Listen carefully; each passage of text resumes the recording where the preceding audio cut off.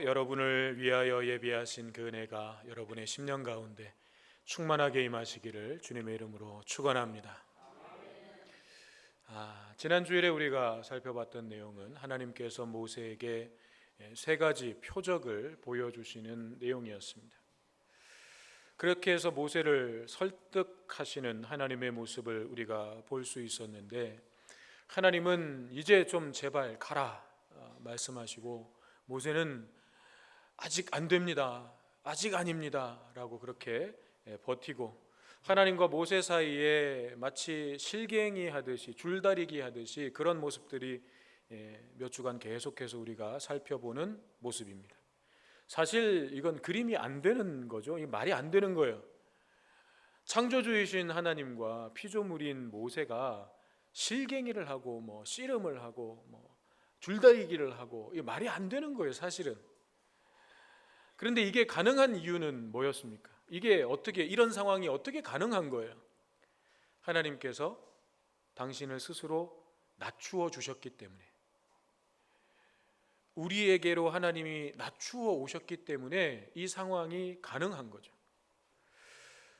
여러분, 고용주가 일을 시켜도, 그죠? 거기에 무슨 대꾸를 하고 무슨 이유를 붙이고 합니까? 그냥 해야 되는 거죠. 하물며 창조주께서 해라, 가라 말씀하시는데, 거기 어디 피조물이 토를 달고 이건 이래서 안 되고 저건 저래서 안 되고 이유를 갖다 붙입니까? 이건 안 되는 거예요. 그런데 이 상황들이 지금 모세와 하나님 사이에서 이게 가능한 건 하나님께서 스스로를 낮추어 오셔서, 그리고 모세와의 관계를 강압적이고 수직적인 관계에서 하라면 해, 무슨 말이 그렇게 많아, 여기 이렇게 관계 설정을 하신 것이 아니라 하나님께서 모세를 대하시는 것이 너무나도 수평적이라는 거예요. 너무나도 인격적으로 모세를 대해 주신다는 거예요. 창조주께서. 여러분이시라면 그렇게 하시겠습니까? 저는 안 될 것 같아요. 내가 창조한 피조물이 감히 나한테 토를 달고 대들고 못하겠다 그러고 내가 하라 그랬는데 안 될 것 같아요. 그런데 하나님은 모세를 수평적이라고 해가지고 사람이 하나님하고 본질적으로 똑같다 이런 얘기가 아니라, 하나님께서 그만큼 낮추어 주셨다는 거예요. 모세를 그만큼 인격적으로 대해 주신다는 거예요. 하나님께서. 이것이 하나님께서 우리를 대하시는 방식이에요. 여러분, 이게 얼마나 놀라운 건지를 우리가 깨달을 수 있어야 돼요. 하나님이 우리에게 베풀어 주시는 사랑이, 우리가 그저 하나님은 우리를 사랑해, 하나님은 우리를 좋아해, 하나님은 우리에게 은혜 주시기를 원하셔, 단순히 그렇게 생각할 일이 아니라 이게 얼마나 놀라운 것인지를 알아야 돼요. 하나님께서 그만큼 우리를 사랑하셔서 스스로를 낮추어 주신 거죠. 하나님께서는 그렇게 모세를 인격적으로 대해 주시면서 모세 스스로 결단하도록 계속해서 설득하십니다. 그렇지만 모세는 계속해서 자신의 무능력함을 토로하면서 그렇게 버티고 서 있죠. 오늘 본문 10절에도 보면 모세가 이렇게 말합니다. 모세가 여호와께 아뢰되, 오 주여, 나는 본래 말을 잘하지 못하는 자니이다. 주께서 주의 종에게 명령하신 후에도 역시 그러하니 나는 입이 뻣뻣하고 혀가 둔한 자니이다. 즉, 자기는 말을 잘 못하는 사람이고 입이 뻣뻣하고 혀가 둔한 자이기 때문에 하나님의 말씀을 잘 전할 수도 없고 이스라엘 백성들을 이끌 지도자감이 못 된다는 거죠. 자기는 그럴 만한 위인이 못 된다는 거예요. 그렇지만 여러분, 사도행전 7장에 보면 모세에 대해서 뭐라고 말씀하고 있냐면 이렇게 말씀해요. 모세가 애굽 사람의 모든 지혜를 배워 그의 말과 하는 일들이 능하더라. 모세가 애굽의 모든 지혜와 지식과 학문을 배워서 그가 하는 말과 그가 하는 모든 일들이 능하더라. 모세는 능력 있는 사람이었습니다. 그러므로 지금 나는 입이 뻣뻣하고 혀가 둔한 자입니다 라는 모세의 자기 평가는 정말로 모세가 그럴 만한 능력이 없었다기보다는 모세의 자신감의 결여예요. 모세가 지금 자신감을 상실한 거예요. 정말로 자기가 능력이 없어서가 아니라 자신감을 상실한 거예요. 물론 지난 40년 동안 여러분 광야에서 살면서 이제 나이도 80세 많이 들었고 예전 같은 그런 능숙함은 없을지 모릅니다. 애굽에서 한창 그렇게 자기가 배우고 또 활동했던 그 젊은 시절에 비하면 지금 80이 된 노인 모세는 그때만큼의 능숙함은 없을지 몰라요. 그렇지만 모세가 스스로 말하는 것처럼 그 정도로 무능력한 상태는 아니었다는 거예요. 아무리 모세가 광야에서 그냥 살았더라도 자기가 지금 그렇게 말할 정도의 그런 무능력함은 아니라는 거예요. 그럼에도 불구하고 모세가 버티고 있는 것은 나는 못합니다. 나는 입이 뻣뻣하고 혀가 둔한 자입니다 라고 버티고 있는 것은 전성기 때의 자기 모습에 비하면 한창 젊었고 잘 나갔고 모든 것들을 다 할 수 있었던 그때 전성기 때 자기 모습에 비하면 지금의 자기는 한없이 초라하고 보잘것없는 모습인 거죠. 그러니까 자신감도 자존감도 바닥을 치고 있는 거예요. 여러분, 이것도 일종의 열등감입니다. 열등감이라고 하는 것이 꼭 타인과 나를 비교해 가지고 거기에서부터 오는 것만은 아니에요. 열등감은요, 내가 나 자신에게도 느낄 수 있어요. 전성기 때나 젊었을 때나 한창 모든 것을 잘 할 수 있었던 때의 나, 그때에 비하면 지금의 나는 뭐 할 줄 아는 것도 없고 나이도 많고 아픈 것도 많고 기억력도 없고 비교하는 거죠. 그러니까 지금의 나는 그때에 비하면 쓸모없는 존재처럼 느껴지는 거예요. 이것도 열등감입니다. 스포츠 선수들이나 연예인들이 전성기가 지나고 나면 우울증에 시달리고 또 때로는 극단적인 선택을 하는 것을 우리가 종종 목격하게 되죠. 얼마 전에도 참 가슴 아픈 일이 있었지만 결국 본질로 들어가면 전성기 때의 자기 자신과 지금 비교해서 지금의 나는 쓸모없는 존재다라고 여기는 그 열등감 때문인 거예요. 그리고 그런 열등감을 갖게 되는 이유가 뭐냐면요, 결국 인생에 있어서의 전성기, 내 인생의 전성기라고 하는 그 전성기의 개념을 어떻게 잡고 있냐면 내 인생에서 내가 가장 높은 곳에 올랐을 때, 내 인생에서 내가 가장 많은 것을 가지고 누렸을 때, 그때를 내 인생의 전성기라고 규정하니까 그때만큼 지금 안 되는 나는 열등감을 느낄 수밖에 없는 거예요. 열등감은 거기서 오는 거예요. 전성기라고 하는 말의 개념을 잘못 잡았어요. 여러분은 여러분의 전성기가 언제라고 생각하십니까? 혹은 언제였다고 생각하십니까? 무슨 일이든지 다 할 수 있을 것 같은 자신감 넘치고 패기 넘치던 젊은 시절입니까? 아니면 사회에서 어느 정도 위치를 잡고 안정감 있게 많은 것들을 누리면서 살았던 그때입니까?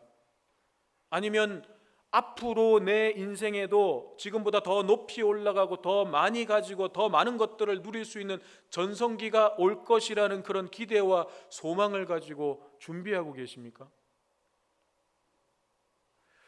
물론 우리가 세상적으로 인생의 전성기라는 때를 지날 수 있습니다.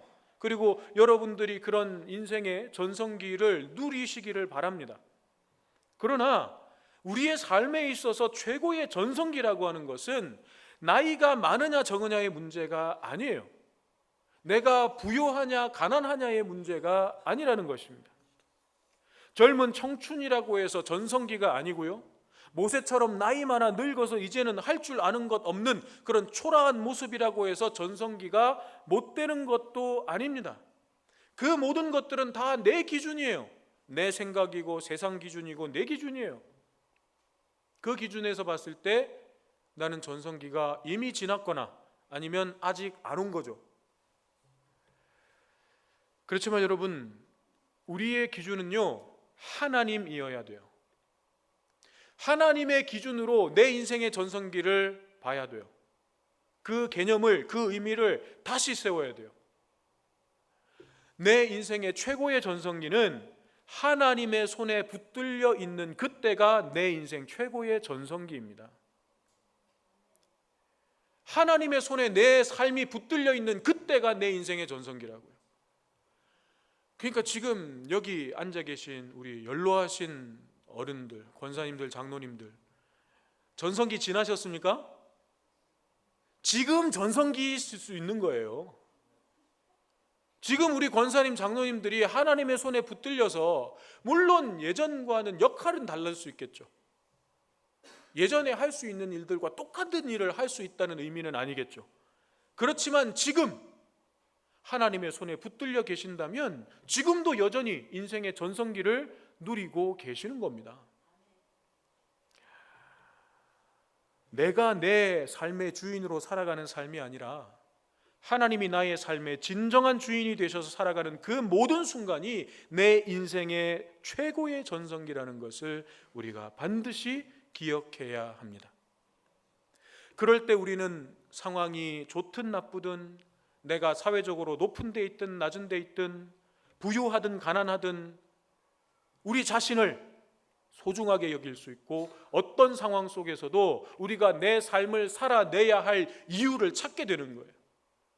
그렇지 않으면 언제나 우리는 비교합니다. 남하고 비교하든지 아니면 나 스스로하고 비교하든지 언제든지 우리는 눈만 뜨면 비교하게 돼 있어요. 그러면서 때로는 교만해지고 때로는 열등의식에 사로잡혀가지고 그 열등감이 깊어지면 결국 내 삶의 의미를 찾지 못하는 거예요. 나는 쓸모없는 존재가 되는 거예요. 지금의 내 인생의 모습으로는 더 이상 살 가치를 느끼지 못하는 거예요. 여러분의 인생의 전성기는요, 여러분이 하나님의 손에 붙들려 있는 그 모든 순간이 여러분의 삶의 전성기임을 기억하시기를 바랍니다. 하나님께서는 지금 모세의 인생을 최고의 전성기로 이끌어 가시려고 하는 거예요. 그런데 모세는 자기 인생에 있어서 전성기는 이미 지났다는 거죠. 자기는 이제 할 줄 아는 것도 없고, 예전처럼 머리가 팍팍 돌아가는 것도 아니고, 기억력이 있는 것도 아니고, 힘이 있는 것도 아니고, 심지어 이제는 말도 잘 못한다는 거예요. 자기 인생의 전성기는 이미 지나갔는데 왜 이제 와서 나를 쓰시려고 하냐 이거예요. 내가 한창 팔팔할 때, 모든 것을 다 할 수 있을 때, 내가 능력이 있을 때, 그때는 왜 나를 안 쓰고 전성기 다 지난 지금 와가지고 나를 쓰시려고 하냐, 이런 거예요.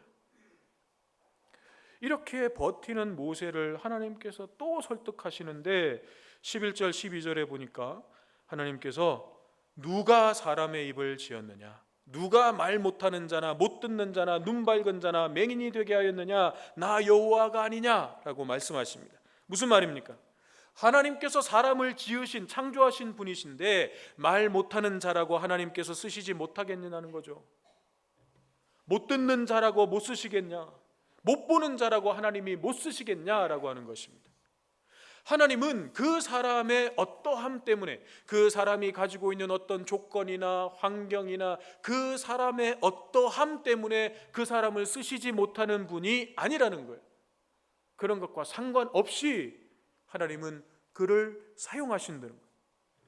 말을 못해도, 듣지 못해도, 앞을 보지 못해도 하나님께서는 그들의 연약함과 부족함을 하나님의 능력으로 채워가시면서 거룩한 도구로 사용하시는 분이라는 거예요. 하나님은 그런 분이시라는 거예요. 그러니 모세가 지금 나는 입이 뻣뻣하고 혀가 둔한 자이기 때문에 안 됩니다 라는 말은 하나님 앞에서 말이 됩니까, 안 됩니까? 안 되는 거예요. 하나님은 창조주신데, 하나님이 인간의 눈과 코와 귀와 입을 다 창조하셨는데, 설령 모세가 지금 자기 말대로 정말로 말을 잘 못하는 자가 되었다고 하더라도, 정말 입이 뻣뻣해지고 말이 어눌해지고 혹은 말을 더듬는 어떤 그런 증상이 나타나서 정말로 말을 못하는 자가 되었다고 하더라도 하나님은 그렇게 된 모세를 쓰실 수 있는 분이라는 거예요. 근데 모세는 자꾸 안 된다는 거죠. 내가 만물을 지은 창조주인데, 너의 부족함을 내가 채워서 너를 사용하지 못하겠느냐. 하나님은 모세에게 그렇게 말씀하고 계십니다. 그래서 하나님께서 이어서 뭐라고 말씀하시냐면, 이제 가라. 내가 너의 입과 함께 있어 할 말을 가르치리라. 핑계 대지 말고 가라는 거예요. 더 이상 이유 대지 말고 가라는 거예요.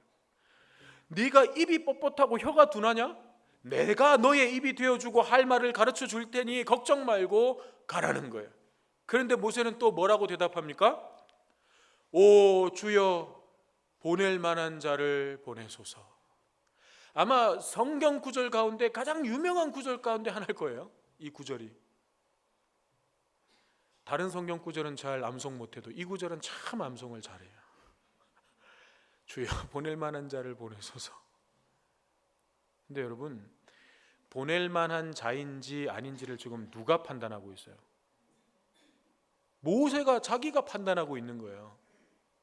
이런 거예요. 하나님이 저에 대해서 잘 모르시나 본데 제가 그럴 만한 위인이 아니에요. 저는요, 보낼 만한 자가 아니에요. 저에 대해서 좀 잘 모르시는 모양인데 지금 누가 누구를 가르쳐요? 모세가 자기를 지으신 하나님이 잘 모르시는 것 같은데 저는요, 보낼 만한 자가 아니에요. 말이 됩니까? 안 됩니까? 안 돼요. 판단은 하나님이 하시는 거예요. 하나님께서 저와 여러분을, 우리가 우리 자신을 아는 것보다 모르실까요? 스마트폰을 제일 잘하는 사람은 누굽니까? 스마트폰을 만든 사람이죠. 나는 내가 제일 잘한다고 생각하죠. 우리는 내가 나 자신을 제일 잘한다고 생각해요. 근데 정말 그렇습니까? 여러분 자신을 잘 아세요? 정말 속속들이 다 아세요? 때로는 우리 이렇게 고백하잖아요. 나도 나를 모르겠다. 나도 내 마음을 모르겠다. 나도 내가 왜 이러는지 모르겠다. 우리는요, 우리를 몰라요. 나 자신을 몰라요. 왜냐하면 당연해요. 지음받았기 때문에. 나는 지음받은 존재예요, 하나님께. 그래서 내가 나 스스로를 몰라요. 컴퓨터가 자기가 자기 스스로를 어떻게 알아요? 자동차가 자기 스스로를 어떻게 알아요? 지은 사람이 알지. 저와 여러분은요, 하나님이 제일 잘 아세요. 왜? 하나님이 지으셨으니까. 우리는 우리 스스로가 나 자신을 제일 잘한다고 생각하지만 착각입니다. 하나님이 우리를 제일 잘 아시는 거예요. 하나님이 나를 지으셨기 때문에. 그러므로 하나님의 말씀을 기준으로 나를 봐야 돼요. 내 기준으로 나를 보는 게 아니고 하나님의 말씀을 근거로 해서 하나님이 나에 대해서 뭐라고 말씀하시는지 그 기준을 가지고 나를 봐야 되는 거예요. 자, 오 주여, 보낼 만한 자를 보내소서. 하나님 앞에서 아주 매를 벌고 있는 모세의 모습입니다. 모세가 이렇게까지 나오니까 하나님께서 이제 화가 나셨어요. 14절을 보니까 여호와께서 모세를 향하여 노하여 이르시되, 하나님께서 그동안 참으셨던 이 화가 막 올라오셨어요. 그러니까 이 말씀을 근거로 해보면 바로 전까지 하나님께서 모세에게 이렇게 설득하시기는 설득하셨는데 어금니를 좀 깨물고 하셨을 것 같아요. 그냥 뭐 상상이지만. 그런데 하나님 앞에서 버티고 있는 모세도 대단하지만요, 그런 모세를 또 끝까지 설득하시고 인내하시는 하나님은 정말 대단하십니다. 화를 내시면서 이제 모세를 내치실 만도 한데, 뭐 회초리를 드시든 뭐 채찍을 드시든 이제는 그냥 모세를 내치시고 포기하시고 버리실 만도 한데, 하나님은 모세에게 누구를 붙여주십니까? 형 아론을 동역자로 또 붙여주시면서 설득하십니다. 내가 그럴 줄 알고, 뭐 코미디 프로에 뭐 그런 거 있었어요. 뭐 상황 나오면 내가 그럴 줄 알고, 그러면서 하나님께서 모세가 그럴 줄 알고 아론을 또 예비해 두신 거예요. 형 아론에 대해서 이렇게 말씀하십니다. 그가 말 잘하는 것을 내가 아노라. 여기서 아론이 말을 잘한다는 것은요, 단순히 언변이 뛰어나고 정말 말하는 능력이 뛰어나다 그런 의미만이 아니라 모세가 하나님의 말씀을 아론에게 전하면 아론이 그 말씀을 이스라엘 백성들에게 잘 전달할 거라는 거예요. 그리고 그렇게 할 수 있을 만큼의 영향력을 끼칠 수 있는, 이스라엘 백성들에게 그렇게 할 수 있는 위치가, 관계가 아론이 형성되어 있다는 것입니다.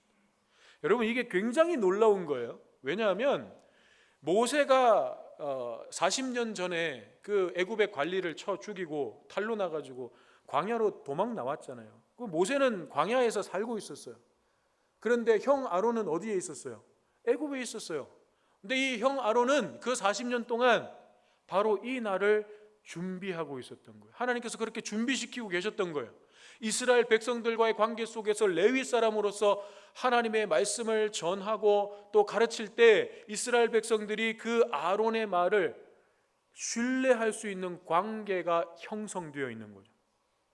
아론은 그 위치에 서 있는 거예요. 지금 모세가 광야에서 40년 동안 훈련받는 동안 아론은 애굽에서 이스라엘 백성들과의 관계 안에서 영향력을 끼칠 수 있는 그 위치가 만들어져 가고 있었던 거예요.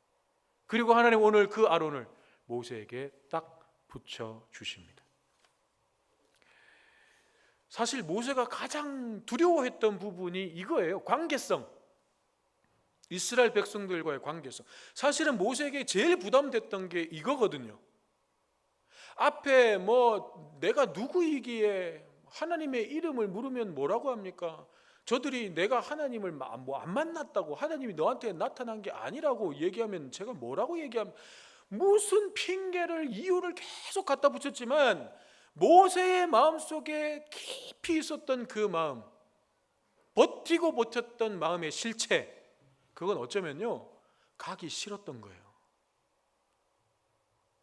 그 이스라엘 백성들에게 가기 싫었던 거예요. 왜? 신뢰관계가 깨졌거든요.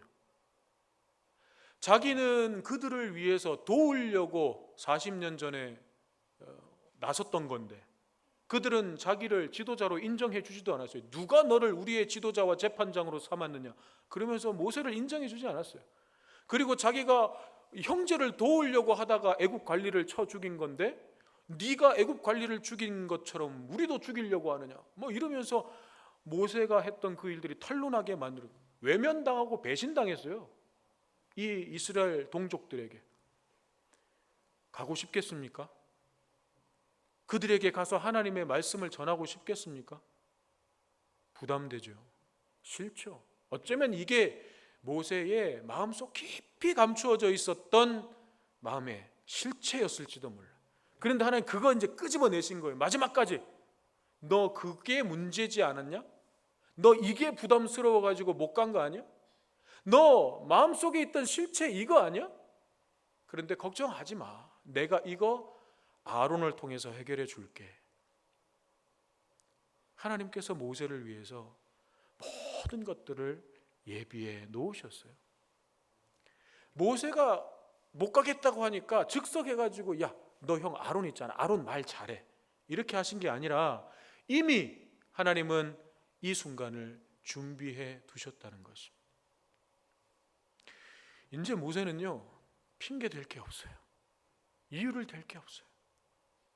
마지막 자기 마음속에 감추어져 있었던 그 마지막 이유까지 이제 다 나왔기 때문에, 그것마저도 하나님께서 다 해결해 주셨기 때문에 더 이상 모세는 버틸 수가 없습니다. 모세의 부족함을 아론이 보완해 주면서 함께 출애굽의 역사를 이제 이끌어가게 될 것입니다.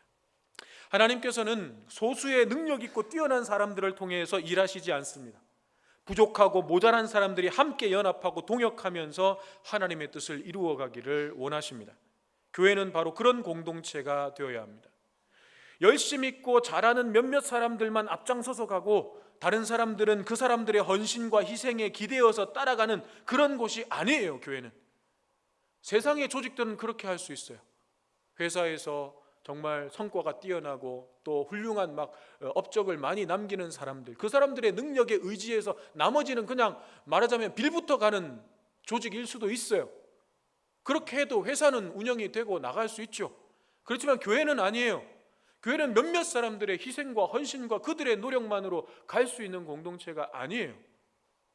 그건 하나님이 원하시는 것도 아니고요. 한 사람 한 사람이 한 몸을 이루는 지체가 되어서 각자의 역할을 해야 하는 곳이 교회 공동체입니다. 그래서 아무리 보잘것없는 지체라고 해도 온전한 몸이 되기 위해서는 꼭 필요한 거예요. 여러분, 우리 몸에서 필요 없는 지체가 있습니까? 물론 없어도 안 죽는 지체는 있어요.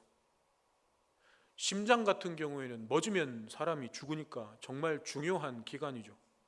그렇지만 손톱 하나 빠졌다고 사람이 죽지는 않아요. 그러면 손톱은 필요 없는 겁니까? 아니에요. 지체 중에 하나가 없으면요, 물론 어떻게든 몸이 살아갈 수는 있을지 모르지만 그건 온전한 몸이라고 할 수는 없는 거예요. 하나님께서 우리에게 기대하시는 거는요, 여기저기 이빨 빠지고 어떻게 해서든지 몇몇 사람이 몸을 지탱해 가지고 겨우겨우 그렇게 생명만 유지한 채 살아가는 그런 모습이 아니라 예수 그리스도께서 머리가 되시고 모든 지체들이 온전한 몸을 이루는 것,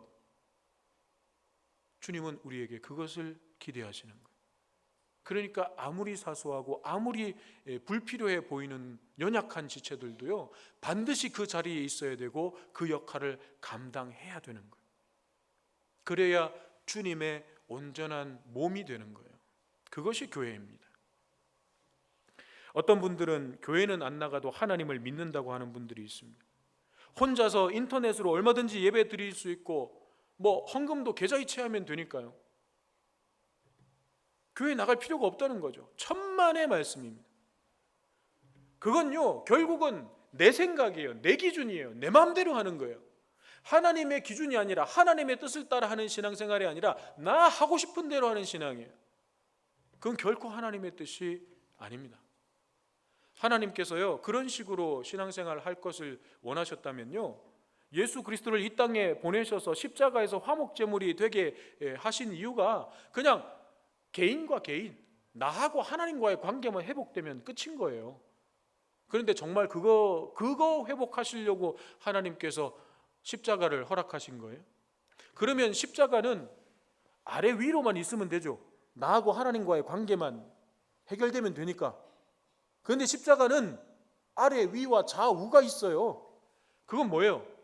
하나님과의 관계를 회복한 사람, 하나님과 화목하게 된 사람은 사람과 사람 사이의 관계에서도, 사람과 자연과의 관계에서도 이제 그 사람이 화목제물이 되어서 그 회복을 이루어 가야 된다는 거죠. 하나님은 그걸 기대하시는 거잖아요. 나 혼자 하나님 잘 믿는 거 기대하시는 거 아니잖아요. 내가 하나님과의 관계를 회복했으면, 예수님께서 그렇게 본을 보여주셨으면, 희생제물이 되셔서 화목제물이 되셔서 나와 하나님과의 관계를 회복시키는 그 다리가 되어주시는 역할을 해주시는 것을 내가 봤으면, 경험했으면, 이제 예수님을 본받아서 사람과 사람 사이의 관계에서도, 사람과 자연과의 관계에서도 내가 그 역할을 하는 거, 그거 하나님께서 내게 기대하시는 거잖아요. 그런 화목이 일어나는 모판이 되게 하시기 위해서 교회를 세우신 거예요. 안 그러면 교회 공동체를 세우실 이유가 뭐가 있습니까? 하나님께서 각각 개인과 맨투맨으로 만나시면서 역사를 이끌어 가시면 되는 거예요.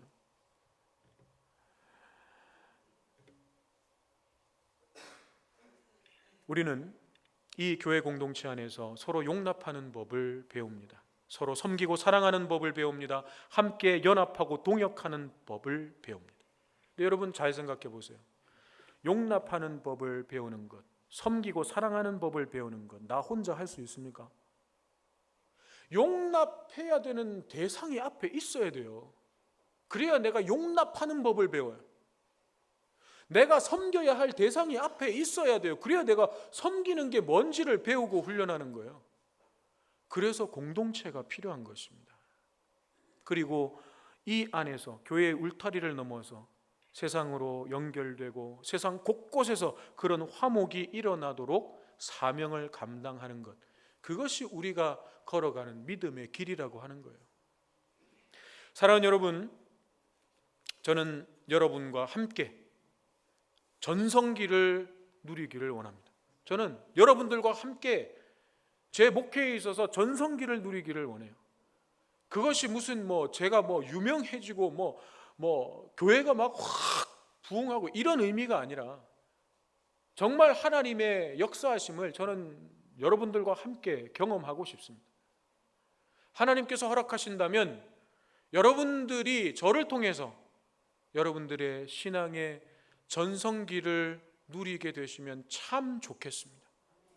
저는 정말 그렇게 하나님께 기도하고 간구할 겁니다.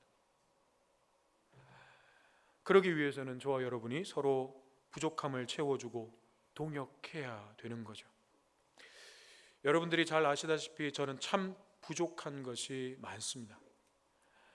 아마 많은 분들이 강 목사는 참 무뚝뚝해, 참 사람이 좀 살가웠으면 좋겠는데, 죄송합니다. 제가 인정합니다. 그게 제가 참 약합니다. 참 제가 약합니다. 성도들의 형편을 좀 잘 살피고 마음을 좀 세밀하게 만져드려야 되는데 제가 참 잘 못합니다.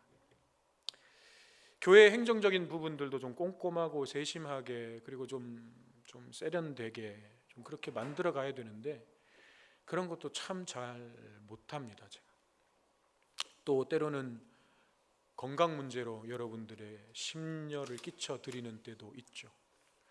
저는 정말 부족하고 모자란 목사입니다. 그래서 여러분들의 동역이 정말 절실하게 필요합니다. 우리 부교육자들의 도움이 필요하고요, 목자 예비 목자들의 도움이 필요합니다. 우리 장로님들께서 지금처럼 꼼꼼하게 저와 함께 동역해 주셔야 됩니다. 재직들께서 우리 성가대와 또 교사들과 또 우리 모든 동역자들께서 함께 저와 동역해 주시지 않으면 제가 이 성호교회의 목회를 감당할 수 있는 사람이 아닙니다. 하나님께서 하라고 하시니까 제가 할 수 있는 것인데, 그러나 저 혼자 할 수 있는 것이 아니라 여러분들이 저와 함께 동역하시지 않으면 저는 이걸 감당할 수 있는 사람이 아닙니다. 그만큼 부족하고 모자란 사람입니다. 제가 그런 의미에서 정말 올 한 해 은혜롭게 이 한 해를 잘 마무리할 수 있는 것은 헌신적으로 동역해 주신 여러분들이 계셨기 때문이라고 저는 믿습니다. 올 한 해 저의 부족함을 채워주시면서 함께 동역해 주신 모든 동역자 여러분들께 정말 감사의 마음을 드리고 싶습니다. 여러분 정말 고맙습니다. 감사합니다. 그리고 사랑합니다.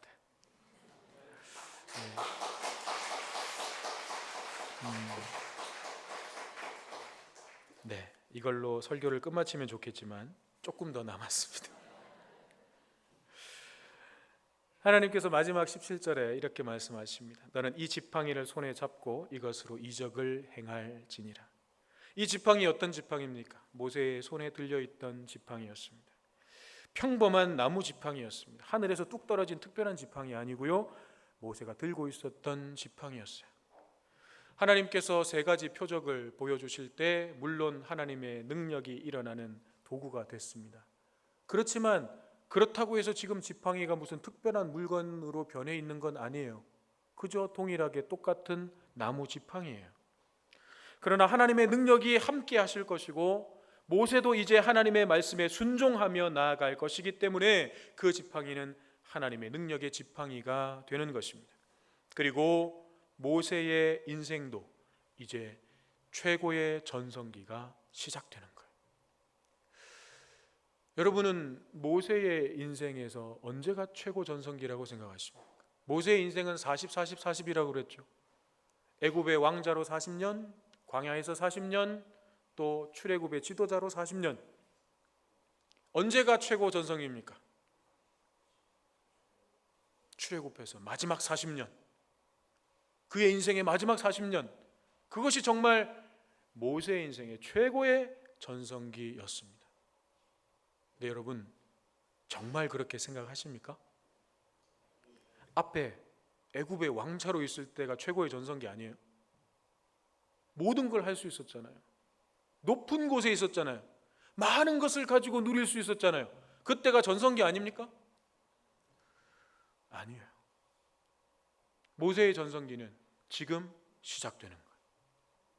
하나님의 손에 붙들려서 하나님이 주신 지팡이 붙잡고 하나님의 말씀에 순종해서 나아갈 때 모세의 전성기가 시작되는 것입니다. 저와 여러분이 함께 신앙의 전성기를 만들어가기 위해서 특별한 뭔가가 필요한 것이 아닙니다. 우리의 손에 들려있던 나무 지팡이, 그 지팡이를 하나님께 드리면 됩니다. 하나님의 말씀만 붙잡으면 됩니다. 그리고 서로의 연약함과 부족함을 보면서 서로 원망하고 탓하는 것이 아니라 채워주면서 동역하면 됩니다. 그러면 거기에서 하나님의 역사가 일어나는 것입니다. 우리 성호교회의 모든 지체 한 사람 한 사람이 연합하여 주님의 몸을 이루고 함께 동역하면서 신앙의 전성기를 만들어가고 누리게 되시기를 주님의 이름으로 축원합니다.